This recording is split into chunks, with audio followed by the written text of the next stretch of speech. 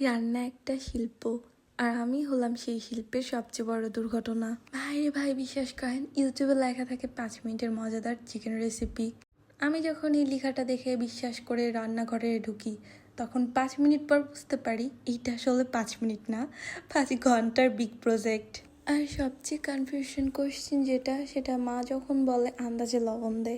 বিশ্বাস করেন ভাই, এই আন্দাজ জিনিস আমার ডিকশনারিতেই নাই। আমি যখন লবণ দেই, হয় সেটা সাহারা মরুভূমি, নয়তো বঙ্গোপসাগর, মাঝামাঝি বলতে কিছুই নেই।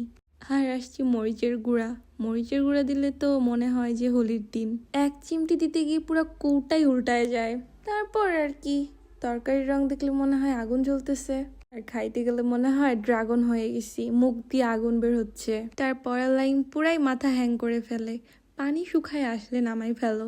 এই লাইনটা রেসিপির সবচেয়ে বড় স্ক্যাম। হ্যাঁ, আমি মনে করি এই লাইনটা রেসিপির সবচেয়ে বড় স্ক্যাম। কোনটা পানি শুকানো, কড়াইয়ের তলায় লেগে ধোয়া উঠলে, নাকি পুরা কিচেনে ফায়ার সার্ভিস ডাকা লাগলে?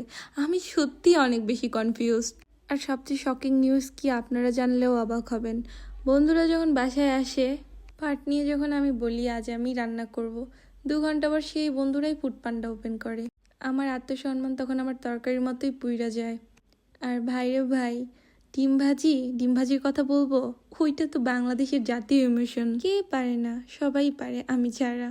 আমার ডিম ভাজি দেখলে তো মনে হয় কোনো একটা অ্যাক্সিডেন্ট হয়েছে, সুম ফাটা, সাদা অংশ পুরা, আর কড়াইয়ের সাথে এমন ভাবে লেগে থাকে যেন সুপার গ্লু দিয়ে আটকাইছি। দিন শেষে একটা জিনিসই বুঝছি, আমার জন্য রান্না মানে সাহসের পরীক্ষা, আর আমার ফ্যামিলির জন্য আমার রান্না খাওয়া মানে জীবন মরণের পরীক্ষা।